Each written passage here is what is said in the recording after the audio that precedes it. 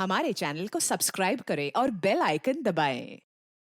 सुरेश अवस्थी की बड़ी बेटी मेघा एक दिन अचानक एक लड़के सोमेश तिवारी के साथ भाग गई। लेकिन जब मेघा को सोमेश का सच मालूम हुआ कि उसकी पहले से 2 शादियां हो चुकी हैं, तो वो अपने घर वापस आ गई। अभी माँ बाप ने चैन की सांस भी नहीं ली थी कि एक दिन अचानक मेघा फिर से गायब हो गई। और इस बार अकेले नहीं, उसके साथ उसकी छोटी बहन रोहिणी भी गायब थी। पुलिस अपनी कार्यवाही में जुट गई और इस केस की तहकीकात करते हुए उनके हाथ आई 2 जवान लड़कियों की लाशें। तो क्या ये लाशें मेघा और रोहिणी की थी? देखते हैं इस केस का दूसरा और आखिरी भाग, क्राइम पेट्रोल सतर्क। वो दोनों कभी नहीं आएंगे। अब हमें ये मानकर जीवन बिताना पड़ेगा कि हमारी दोनों बेटियां मर गई हैं। भगवान के लिए ऐसा मत कहिए।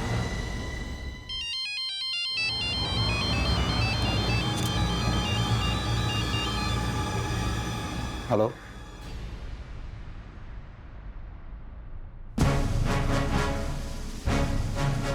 किसका फोन था? पुलिस को 2 जवान लड़कियों की लाश मिली। हमें शिनाख्त करने के लिए बुलाया है।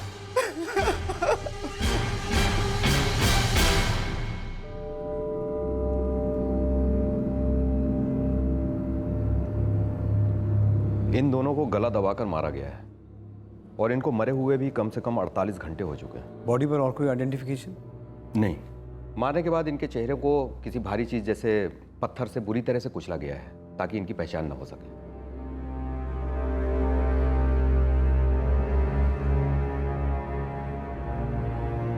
सर, इनकी हाइट बॉडी तो रोहिणी और मेघा से मिलती जुलती है।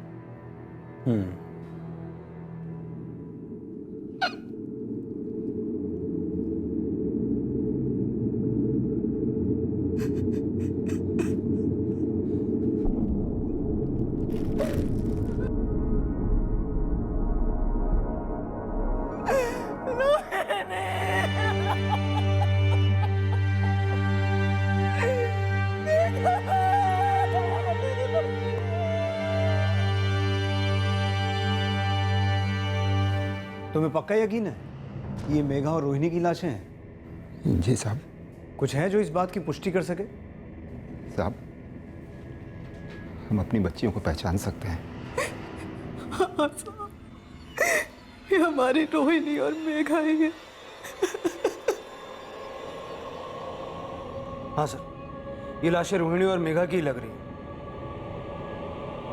इस केस में सब कुछ बहुत अजीब है। पहले मेघा सोमेश के साथ भागी जिसमें रोहिणी ने उसकी मदद की,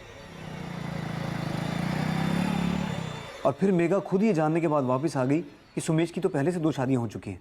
बाबा! लेकिन वो दोबारा सोमेश के साथ भागी और इस बार रोहिणी को भी अपने साथ ले गई। और अब इन दोनों की लाशें। सोलंकी, हमारे पास एक ही सस्पेक्ट है, सोमेश। और सोमेश भी ऐसा क्यों करेगा? ये माना जा रहा था कि इन दोनों हत्याओं के पीछे सोमेश का ही हाथ है, लेकिन सवाल यह था कि आखिर सोमेश ऐसा क्यों करेगा? वो मारने के बाद दोनों लड़कियों के चेहरे को इतनी बुरी तरह से क्यों बिगाड़ देगा? क्या कुछ और भी था इस केस में जो अभी तक सामने नहीं आ पाया था?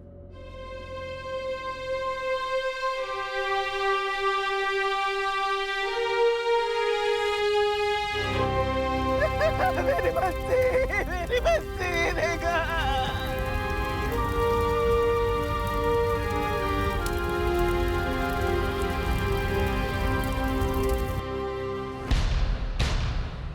साहब, हम सच कह रहे हैं, हमें कुछ भी नहीं मालूम। उस बार सोमेश जो मेघा को लेके आया था, उसके बाद ना तो कभी उसने अपनी शक्ल दिखाई, ना तो कभी फोन किया। साहब, हमें शक है कि ये हत्याएं तुम्हारे बेटे ने की हैं। अब तुम लोगों के फोन टैप किए जाएंगे, और अगर हमें पता चला कि तुमने हमसे झूठ बोला है तो तुम लोगों के लिए बहुत बड़ी मुसीबत खड़ी हो जाएगी।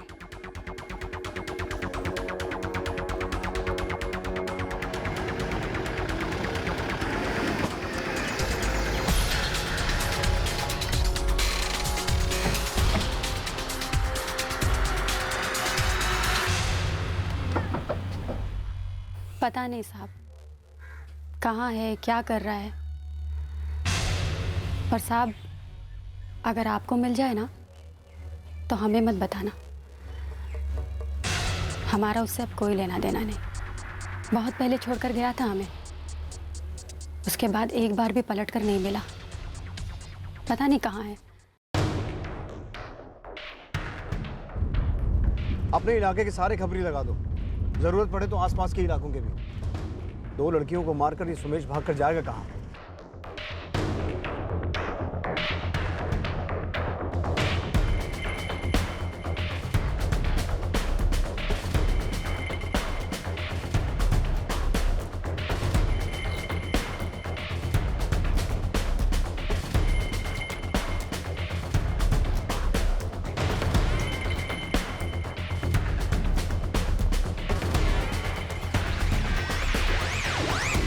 सर, इस सोमेश की कोई भी इंफॉर्मेशन नहीं मिल रही है। 4 दिन हो गए, कुछ पता नहीं चला। हो सकता है वो हमें कभी मिले ही ना। ये सिर्फ मेघा और रोहिणी के मर्डर्स का मामला नहीं लगता, ट्रिपल मर्डर भी हो सकता है। लेकिन ऐसा कौन कर सकता है सर? वही जिसे मेघा, रोहिणी और सोमेश पर सबसे ज्यादा गुस्सा था।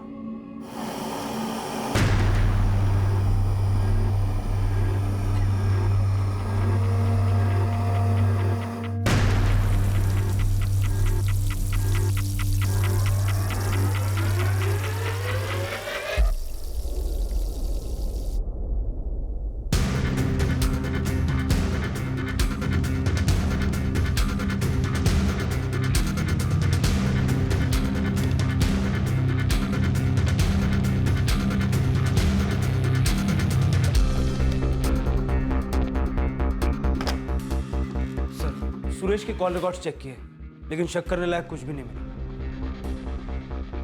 हो सकता है उसने इतनी चालाकी से किया हो कि किसी को कुछ पता ही ना चले।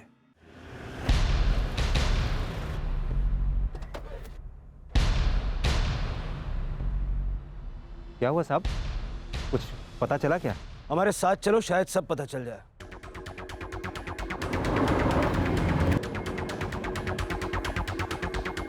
ये पुलिस इसे क्यों पकड़ के ले गई? इसने मारा क्या अपनी बेटियों को? नहीं विजय भैया, और होगा भी तो हमको नहीं मालूम।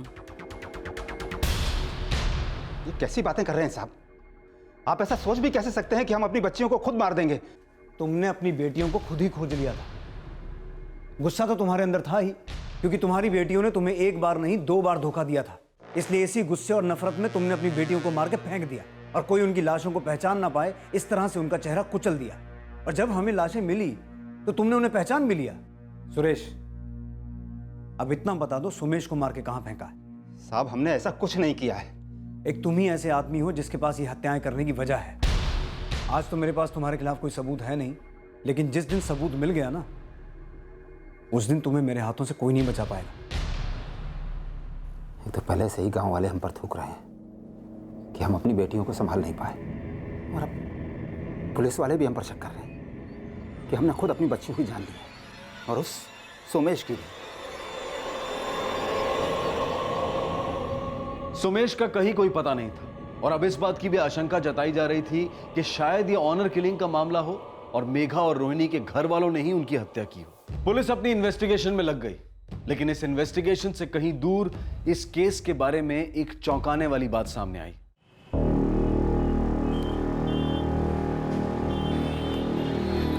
कोई भी न्यूज़ हो, बस मसालेदार होनी चाहिए। कम से कम दिन में 4 बार उछालने के काम तो आए। अब मसालेदार है या नहीं ये तो मैं नहीं बता सकता, लेकिन तकरीबन 1 हफ्ते पहले यहाँ 2 बहनों का मर्डर हुआ है। दोनों बहनें घर से भागी हुई थी। पहले लग रहा था कि शायद किसी लड़के के साथ भागी है और उसी लड़के ने इन दोनों को मारकर फेंक दिया है। हालांकि पुलिस ने इस लड़के को ढूंढने की बहुत कोशिश की, पर अब जब लड़का नहीं मिल रहा है तो पुलिस को लग रहा है कि ये ऑनर किलिंग्स हैं जो कि खुद लड़की के बाप ने की हैं। इंटरेस्टिंग यार, ऑनर किलिंग की कहानियां तो लोग बहुत देखते हैं। सकर भेज दे। ठीक है, तो मैं तुम्हें प्रिंट आर्टिकल्स और फोटोग्राफ्स दोनों भेज रहा हूँ, और अगर बाइट्स मिलते हैं तो बाइट्स भी भेज देता हूँ। चल ठीक है, जल्दी करना है ना। Okay okay, don't worry.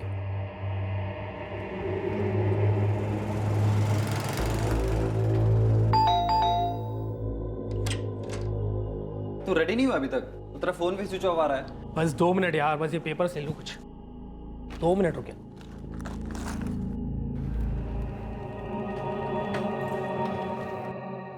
Manish यार 2 मिनट रुक, कुछ प्रिंट आउट लेना है।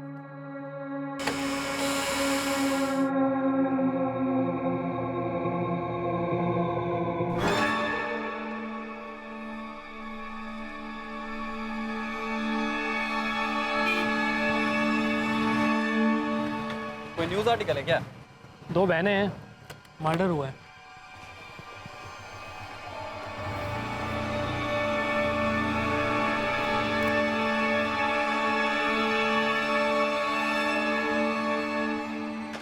राकेश, हाँ। वो फोटो फिर से दिखाना। क्यों? दिखा तो। क्या हुआ?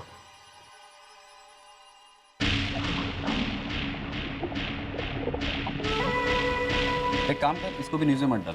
लेकिन क्यों? मुझे लगता है इस केस में मैं तुझे और कुछ लीड्स दे सकता हूँ। कैसी लीड्स? कल सुबह तक रुक, मैं तुझे कुछ फुटेज ला कर देता हूँ। बहुत ही सनसनी केस। चल।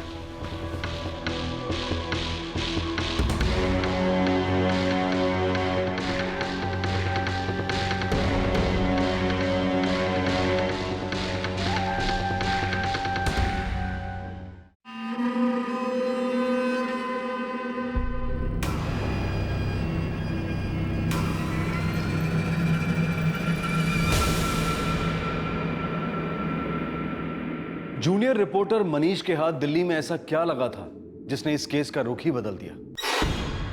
मनीष को जो मिला है उसे देखकर सबके होश उड़ जाएंगे, पुलिस के भी। ऐसा क्या मिल गया मनीष को? मनीष उस दिन यहीं पास वाले मोहल्ले में गया था।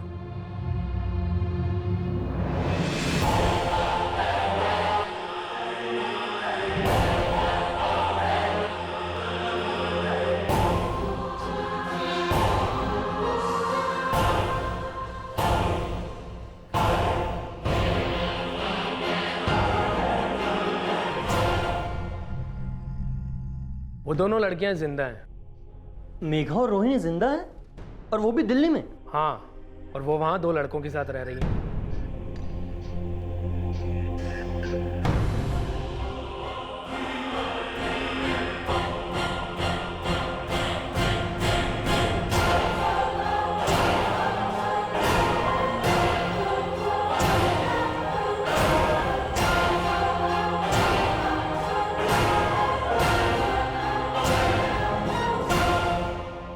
आधा किलो दाल देना। और कैसी है तू?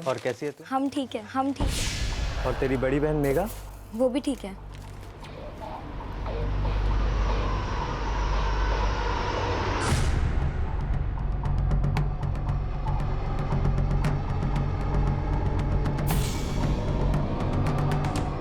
तुम एक काम करो, वो फुटेज मुझे जल्दी से भेज दो, मैं अभी कभी पुलिस को दिखाता हूँ। अगर ये वो 2 लड़कियां नहीं हैं, इसका मतलब कोई और 2 लड़कियों का मर्डर हुआ है। मैं तुरंत से कन्वर्ट करके तुझे फुटेज मेल करता हूँ।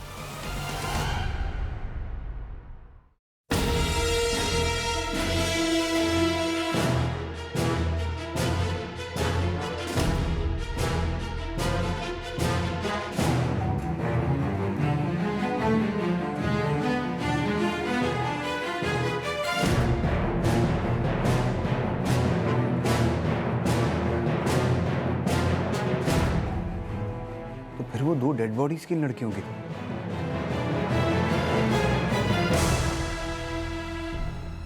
सोलंकी, टीम रेडी करो।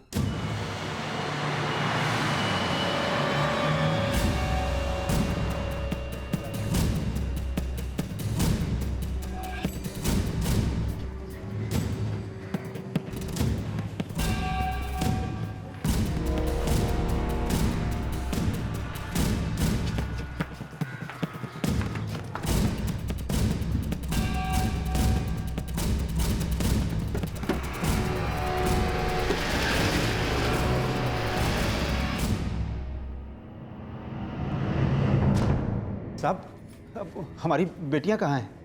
हमारी पूछताछ के बाद उनसे मिल सकते हो। लेकिन साहब, पुलिस क्या सोच रही थी और ये केस क्या निकला? 2 लड़कियां अपनी मर्जी से 2 लड़कों के साथ भाग गईं और पुलिस और घर वालों से बचने के लिए 2 लड़कियों का कत्ल कर दिया गया। ये पहली बार नहीं हुआ था, ऐसा पहले भी कई बार हो चुका था। तो क्या इस बार भी ऐसा ही हुआ था? नहीं साहब, हमने किसी को नहीं मारा साहब। तो फिर वो लाशें किसकी थी जो हमें मिली? हम नहीं जानते साहब, लेकिन हमने किसी का खून नहीं किया साहब। हम तो बस यहाँ से भाग के दिल्ली गए थे और इतने दिन से वहीं रह रहे थे साहब। और तुम कौन हो? जी, हम तो रोहिणी के दोस्त हैं। गांव में ही किराने की दुकान में नौकरी करते थे साहब। हम तो इन लोगों के साथ इसलिए गए थे कहीं सुमेश इन दोनों को कुछ नुकसान ना पहुंचा दे। ये सब क्या है मेघा? तुम तो वापस आ गई थी ना? आ गए थे और बहुत खुश भी थे। फिर बाबा ने हमें हमारा फोन दे दिया वापस। ले, इसे रख ले। उन दिनों सोमेश हमें लगातार फोन करता था। हमें माफ कर दो कि हमने तुम्हें अपनी शादी के बारे में नहीं बताया। लेकिन मेघा, हमारी शादी हमारी मर्जी के खिलाफ हुई थी। हमारे माँ बाबूजी ने जबरदस्ती हमारी शादी कराई थी। ठीक है, मान लेते कि पहली शादी जबरदस्ती से हुई, लेकिन दूसरी? मेघा, वो हमारी गलती थी। ये तो तुम हमारे लिए भी कहोगे ना? नहीं मेघा, ऐसा मत कहो। हमारी बात पे यकीन करो मेघा, हम तुमसे बहुत प्यार करते हैं। हम तुम्हारे बिना जी नहीं सकते मेघा। हमारे पास वापस आ जाओ। हमारे माँ बाबा ने हमारे ऊपर बहुत विश्वास किया था, लेकिन चाहते हुए भी हम खुद को रोक नहीं पाए।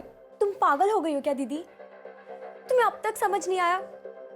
वो लड़का तुमसे प्यार व्यार नहीं करता। हमारा दिल जानता है, वो हमसे बहुत प्यार करता है। अगर पिछली बार की तरह तुमने इस बार भी भागने की कोशिश की तो बाबा तुम्हें नहीं छोड़ेंगे।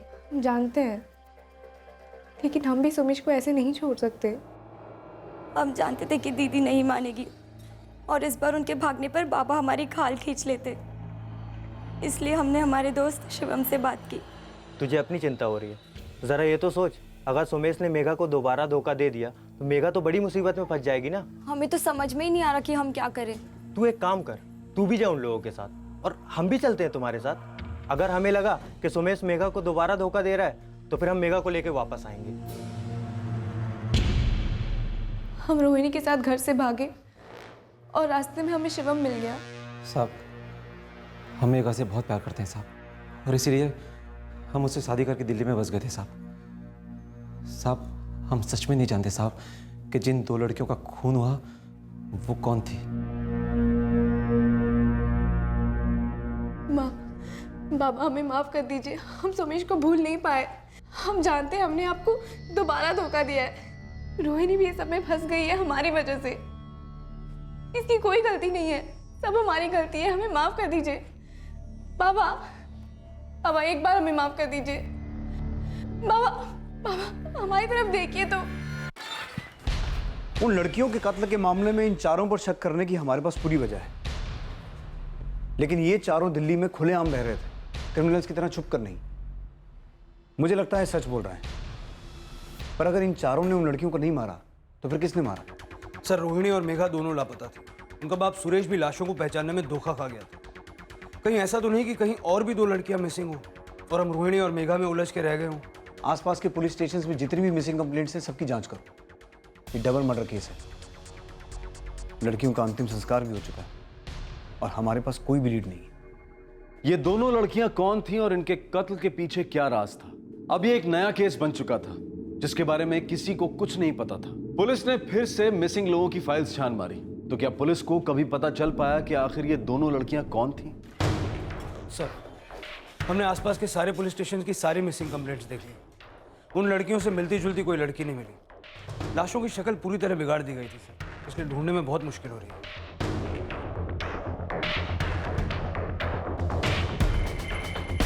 जिसने भी उन्हें मारा वो नहीं चाहता था कि किसी तरह से उनकी शिनाख्त हो। खैर, अपने खबरियों का नेटवर्क एक्टिव कर दो, हमें चांस तो लेना ही होगा। साहब, ये खिसपुर गांव में दो लड़कियां बहुत दिन से दिखी नहीं हैं। कौन? एक आरती है 20 साल की और दूसरी उसकी छोटी बहन है पूजा 18 साल की। उन दोनों की माँ का नाम राधा है और पिता का नाम है रविंदर द्विवेदी। जरा जोर लगाइए साहब, यहाँ मामला कुछ गड़बड़ है।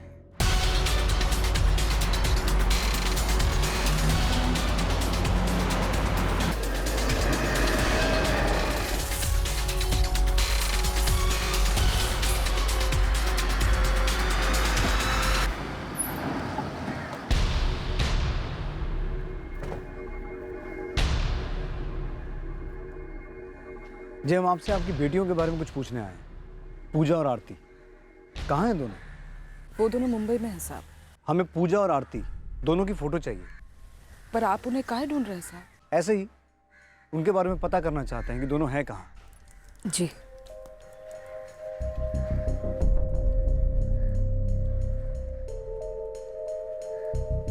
सर, माँ काफी परेशान नजर आ रही थी।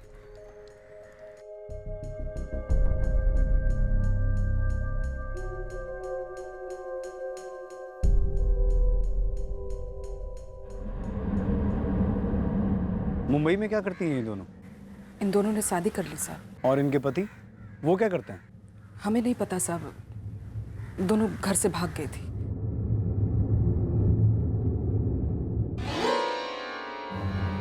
क्या कर रहा रे? आज चला जल्दी। साहब वो रहा उन दोनों लड़कियों का बाप।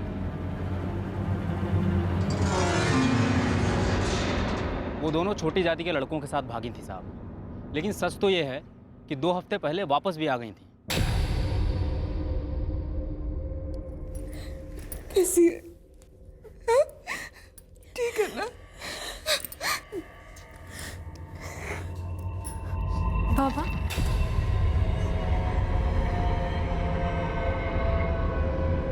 माँ का दिल तो माँ जैसा ही होता है साहब, लेकिन बाप का गुस्सा ठंडा नहीं हुआ। वो दोनों वापस क्यों आई ये कोई नहीं जानता साहब। किन 2 लड़कों के साथ भागी थी वो? रितेश और उसका चचेरा भाई मयूर। मैं आपके लिए उनका पता ढूंढ दूंगा। सिर्फ उनका पता नहीं, मुझे वो दोनों भी चाहिए।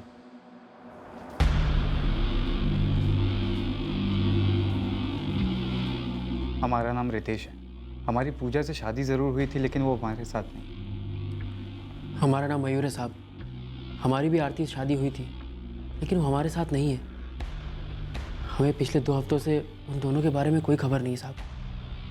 उनका कोई फ़ोन नहीं आया, तो हमारी भी हिम्मत नहीं हुई कि उनके घर जाके देखें। हम लोग काफ़ी डरे हुए थे साहब। अगर उन दोनों ने तुम्हारे साथ भाग के शादी कर ही ली थी, तो फिर वो वापस क्यों आई? साहब, उनके बाबा रविंदर को हमारे बारे में सब पता चल गया था और उन्होंने आरती को फ़ोन किया था। पापा, हम लोग अपनी मर्जी से यहाँ आए हैं। मैं मयूर से बहुत प्यार करती हूँ और पूजा रितेश से। ये क्या पागलपन है आरती? तुम दोनों हमारी मुंह पर काली पोत कर चली गई। एक बार भी अपनी माँ और बाबा का ख्याल नहीं आया मन में? पापा, हमें आप दोनों का बहुत ख्याल आया, लेकिन अगर हम आपको सच बताते तो क्या आप हमारी शादी के लिए कभी राजी होते? देखो, जब तक शादी में बड़ों का आशीर्वाद ना हो, वो शादी नहीं होती। अगर हम वहाँ शादी करते तो क्या आप हमें आशीर्वाद देते? देखो बेटा, हम और तुम्हारी माँ तुम दोनों को बहुत याद करते हैं। बस तुम दोनों वापस आ जाओ। हम आपसे वादा करते हैं कि रितेश और मयूर के साथ तुम दोनों की शादी करवाएंगे। हम करवाएंगे, वादा करते हैं। तुम्हारी माँ की हालत बहुत खराब है बेटा। दिन ब दिन उसकी तबीयत बिगड़ती जा रही है। तुम दोनों को याद करके रोती रहती है। हमारे लिए नहीं, लेकिन अपनी माँ के लिए तो वापस आ जाओ।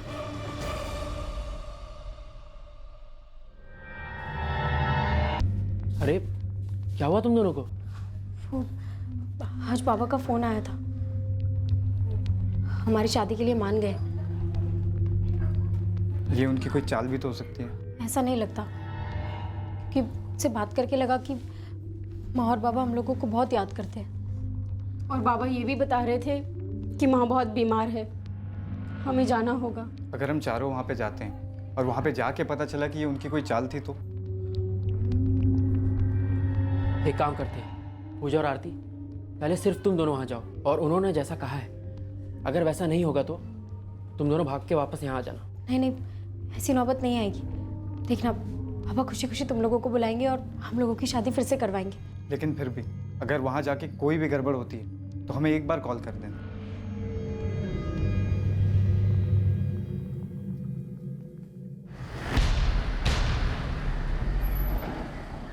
ये तुम्हारी दोनों बेटियां पूजा और आरती है? जी नहीं, ये हमारी बेटियां नहीं है। तुम्हारी दोनों बेटियां लापता है ना?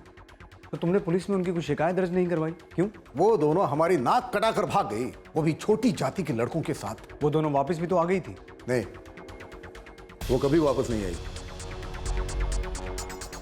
आपकी बेटियां वापस आ गई थी ना? जी नहीं आई थी। झूठ बोल रहे हो तुम दोनों।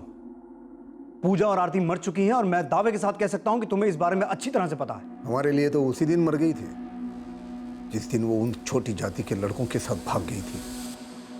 इसमें कौन सी नई बात बता रही आप? नई बात यह है कि तुमने खुद अपनी बेटियों का खून किया है।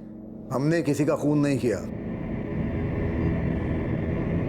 पूजा और आरती आपकी बेटियां थी ना, वो घर छोड़ के गई, आपको धक्का तो जरूर लगा होगा, पर कम से कम वो जिंदा तो थी। उन्हें ये झूठ बोलकर वापस बुलाया गया कि आपकी तबीयत ठीक नहीं है, और फिर उन्हें मार दिया गया। और सिर्फ मारकर नहीं छोड़ा, उनका चेहरा बुरी तरह से कुचल दिया गया किसी भारी चीज से। आपकी बेटियां जिन्हें आपने अपनी कोख से जन्म दिया है, उन्हें किसी दरिंदे ने बुरी तरह से मारकर फेंक दिया।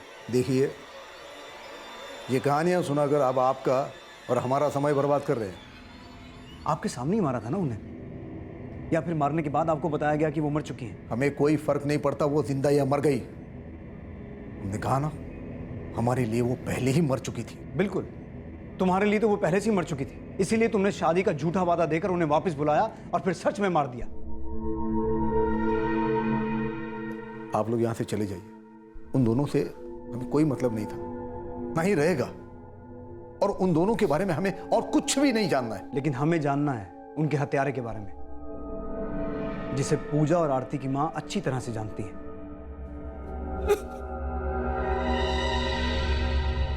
बाबा, हम उनसे प्यार करते हैं। चुप! कैसा प्यार? कैसा प्यार? ऐसे प्यार को हम नहीं मानते। ये छोटी जात वाले हैं जिनके हमारे सामने खड़े होने की औकात नहीं। तुम दोनों उन्हें हमारा दामाद बनाकर हमारे सर पर बिठाना चाहती हो। लेकिन बाबा, हमने मयूर और रितेश से शादी की है, हम उनकी पत्नियां हैं। आप हमें जबरदस्ती बुला तो सकते हैं, लेकिन हमें वापस जाने से नहीं रोक सकते। हम लोग वापस जा रहे हैं, चल।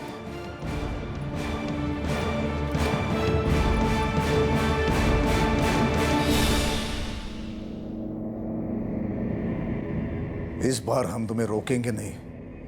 तुम दोनों को इतनी दूर भेज देंगे, वापस आकर हमारे खानदान के चेहरे पर कालिक न पोंछ सको। अरे क्या कर रहे हो? हट जाओ! ये दोनों हमारी माथे का कलंक है। बेटियां कहलाने के लायक नहीं है ये दोनों। जिंदा रह के हमारी और थू थू करवाए, इससे अच्छा है कि ये मर जाए।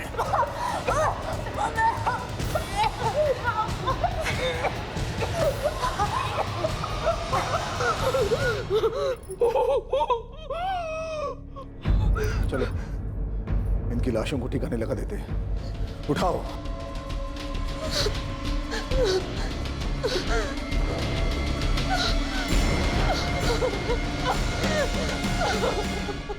इन्होंने हमारे सामने हमारे बच्चियों को मार डाला सा। हम अपने आंखों से देखते रहे, वो रोती रहे, वो चिल्लाते रहे, हम कुछ नहीं कर पाए। ये हमरे आरती साहब और ये पूजा, कौन कहेगा ये हमरी वही भूल जैसी बच्चा है साहब। इसने इन दोनों को मारने के बाद इनका चेहरा तक कुचल दिया साहब। अपनी झूठी शान के खातिर हमरा को कुचल के रख दिया इसने। क्यों मारा? क्यों मारा? क्यों? क्यों मारा? क्यों मारा? क्यों मारा? क्यों मारा? खूनी है साहब, ये खूनी है। मार डालो इसको, मार डालो। उनके साथ उन सबको मार डालो जो अपनी झूठी शान और झूठे इज्जत के खातिर मासूमों का खून बहाते हैं। मार डालो साहब, मार डालो। हमें भूल से बच्चों की गलती क्या थी साहब? प्यार किया था ना।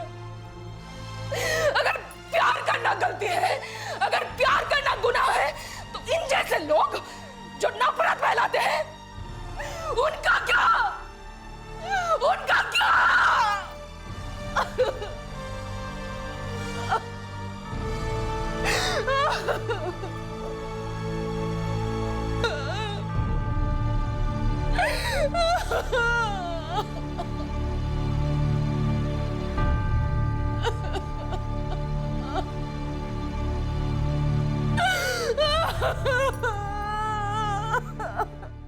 बाबा, हमें माफ कर दीजिए। हमें पता है हम गलत हैं, पर हम सोमेश से बहुत प्यार करते हैं।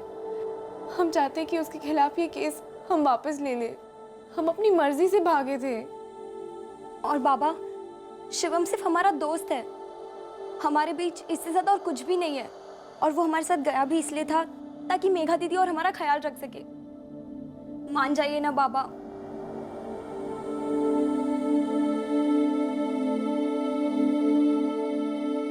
रविंद्र द्विवेदी और उसके साथियों को आईपीसी की धारा 302 के तहत उसकी बेटी आरती और पूजा के कत्ल के लिए बुक किया गया है। मेघा और रोहिणी के माता पिता पर भी उन दोनों लाशों को मेघा और रोहिणी की लाश बताकर पुलिस को गुमराह करने के चार्जेस लगाए गए थे, लेकिन बाद में उन चार्जेस को खारिज कर दिया गया। मेघा और रोहिणी दोनों ही नाबालिग थी, इसलिए सोमेश और शिवम पर नाबालिग लड़कियों को अगवा करने के आरोप लगाए गए।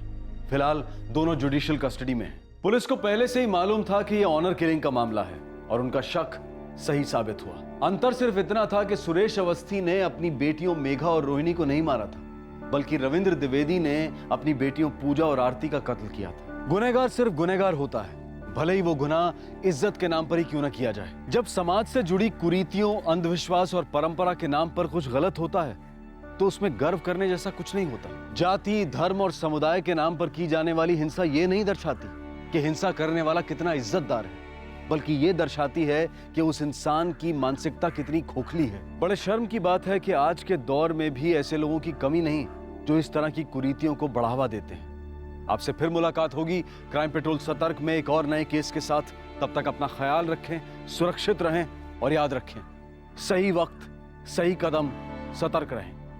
जय Hind. For more updates, subscribe to our channel, click the show links and enjoy watching the videos.